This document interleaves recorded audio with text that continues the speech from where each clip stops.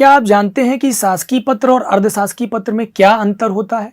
पत्र लेखन के दौरान आपसे आरओ में प्रीवियस ईयर में ये क्वेश्चन पूछा जा चुका है कि शासकीय और अर्धशासकीय पत्र में अंतर स्पष्ट करते हुए किसी एक का प्रारूप बना दीजिए।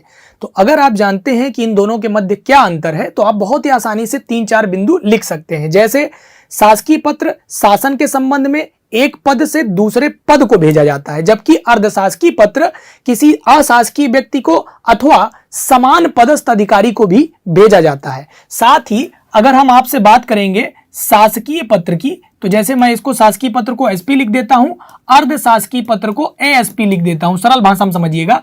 तो शासकीय पत्र जो होता है यह एक पद से पद को, इसके लिए आप ट्रिक याद कर लीजिएगा, P2P, जबकि यह समान अधिकारियों को भेज दिया जाता है। साथ ही साथ एक चीज और इंपॉर्टेंट है कि यह द्विआयामी पत्र होता है, यानी ए से बी के पास गया तो बी से ए के पास जवाब आने की भी अपेक्षा की जाती है। यानी शासकीय पत्र द्विआयामी होता है, जबकि अर्धशासकीय पत्र द्विआयामी अथवा एक आयामी हो सकता है। ठीक है, आवश्यकता के अनुरूप।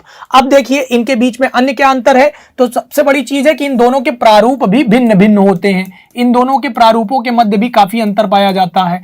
अंतर प्रश्न पूछे जाने पर उत्तर लेखन में बहुत जरूरी है कि आप ये समझते हो कि जब उत्तर करना होता है तो किस प्रकार के प्रश्न का कैसा सदा हुआ उत्तर करें।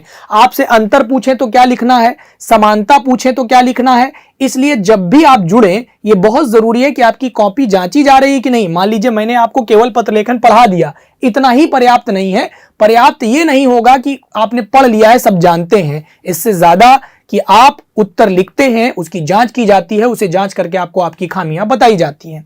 साथ ही यह द्विआयामी एक आयामी, तो आपको दो बातें पता चली कि शासकीय पत्र P2P यानी पद से पद को, जबकि अर्धशासकीय पत्र पदाधिकारी से पदाधिकारी को भेजा जाता है। यह द्विआयामी और यह एक आयामी अथवा द्विआयामी हो सकता है। साथ ही साथ आपसे मेरा एक सवाल है कि बताइए आदेश एक आयामी, द्विआयामी अथवा बहुआयामी क्या होता है? कमेंट करिएगा। आरओ की मुख्य परीक्षा से जुड़ना चाहते हैं तो नीचे कमेंट बॉक्स में कमेंट करिए। हम आपके लिए बहुत जल्दी ढेर सारी कक्षाओं को आयोजित करना चाहते हैं। धन्यवाद, नमस्कार।